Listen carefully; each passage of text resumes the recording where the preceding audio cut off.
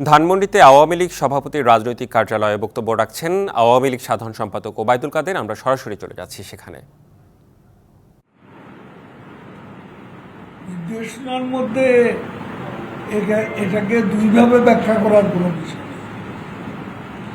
নির্দেশনা একটাই দেওয়া হয়েছে এবং সেটা ফলো করতে হবে।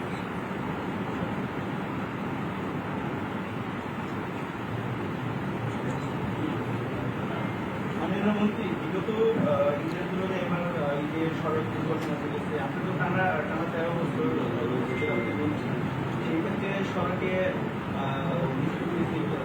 কতটা সম্পূর্ণ হয়েছে, আর সম্পূর্ণ না হলে সেক্ষেত্রে ব্যর্থতা শুনেন, সড়ক দুর্ঘটনা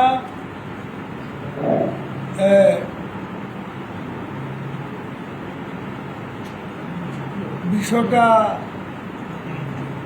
আমাদের প্রতিবেশী দেশ সহ পৃথিবীর অনেক দেশে,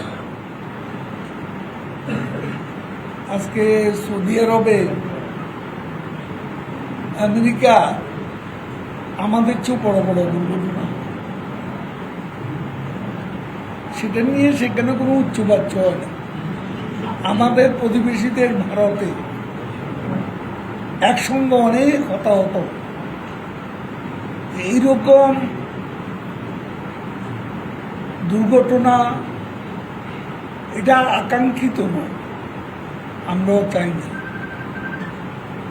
কিন্তু আমাদের এখানে কিছু সমস্যা আছে, সমন্বয়ের অভাব আছে, সেটা আমরা মনিটর করছি। এবং আজকে রাস্তা ভালো হয়েছে, সেখানে একটা স্পিড আছে, স্পিডটা সবাই যদি মেনে চলতো তাহলে হয়তো এমনটি হতো।